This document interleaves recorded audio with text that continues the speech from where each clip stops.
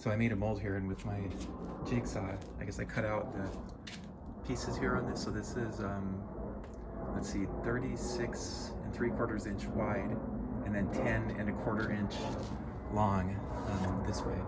So I modeled it on this after making sure this fit in the car there. So let's see how it actually does fit. Okay, so here it is in the car. This is actually 5/8 inch thickness. I wanted to get 1/2, but they didn't have it at Home Depot, and they actually had this. It was a piece of scrap, part of a piece of scrap, so it was free. So it's 5/8 inch. So it's just 1/8 more than the 1/2. And I put the amp on there, and it seems to have enough clearance on the top, so it's a little bit stronger. So I cut it out like this so that if I do need to get the spare tire out, I can lift it up and it'll clear the top part too, because I need to get it up about this high. So actually, hopefully the amp is fine going up like that, in order to, because the spare kind of comes out of the front here. So I did a few tests before, and it was able to come out. So anyway, didn't want to get stuck with not being able to get the spare out. Okay, so here's how the fuse is gonna go, just down there. I think I can zip tie this to this, and then maybe I'll Velcro that down there. It's in there pretty good, just kind of wedged in there, and then there goes the cable back into the car. So the remote is coming down through here. I just push it down. I taped it at the end so it wouldn't break when I pulled it through here, along with the cable. So here's the cable and the remote coming right down here. I just pop these off, just kind of pull hard and up on this. You can see the clips here. Those four clips, and then there's a little clip just in here that comes up, so you have to get it back, you kind of have to go back. Anyway, those are here, so I'm gonna run these through to the back. Oh, and just take a look at the back here. Oh, I've got the seats down, but yeah, I popped this little clip here, and then I pulled this sill up here. Hopefully I can just run them back. I don't have to pull the whole sill off. But okay, here's the little board that I made and carpeted here to put the amps on, the amp and the LC7 on, or whatever it's called. And here's where the power comes up, and the bass remote here. So I taped it so it wouldn't, that little RJ whatever that is, wouldn't break off. So I got a little extra power here. I might just tuck it over to the side. I'm not sure yet, but now I just have to ground it. Thanks to Provo Beast for his, was it 2015 and later one, recommending this spot here. So I'll brush the paint off that, put a washer in, and put the ground there, I think. Okay, finally got everything hooked up. We're gonna see if it works. Have to clean it all up and mount it and everything later. Took a lot of time to wire the stereo in there in the dash. So let's see. Okay, so here's the sound processor and the amp, and this little carpeted thing that I made to put in here.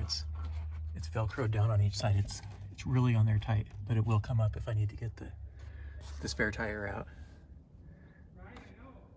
So there's not a ton of clearance here when the cover's on, but I ran this for a while and it didn't seem to get hot at all. I guess it's a Class D amp, so I don't know. Hopefully it doesn't get too hot. This didn't seem to get hot at all, so we'll see. Okay, well here it is, turned on. Should have some music. I guess I have the volume down on the music here, but it's detecting a little bit of sound. So that's it. Okay, so here it is with this, the cover on, and then this little thing they give you that has these Velcro dividers. And I think I'll zip tie this up here, because the sub's gonna go right in this corner here. I think I'll try to like bungee cord it to that, and then to this thing down here if I can. Okay, I just used one of those bungee cords that I got at Lowe's. You can see one right here. And just one around, so hopefully it keeps it from coming forward and moving side to side. They're clipped in, there's a metal little, this thing on the other side.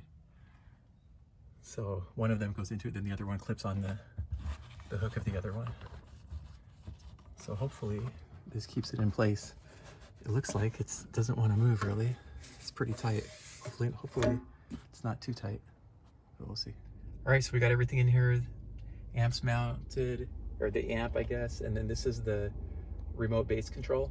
So it's kind of just used a post-it, one of those post-it or 3M, I guess, the command strips here, and then just put some electrical tape over it so the white didn't stick out too much, but didn't you know, I might try to find a better permanent location, but didn't have to modify anything, drill into anything on the car here. I could take this off pretty easily and kind of get it back to stock there with that.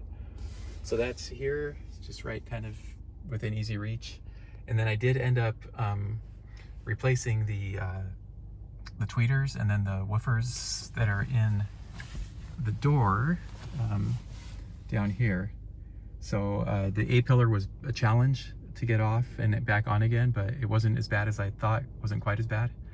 So was able to fortunately do that without doing any, you know, damage or anything.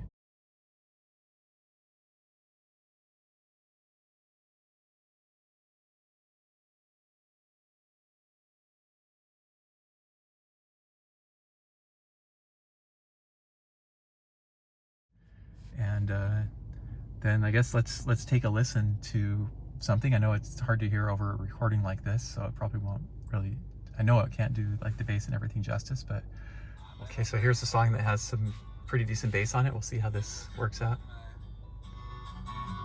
Sailing and shoring, dancing the bed I can, making me foreign, oh yeah.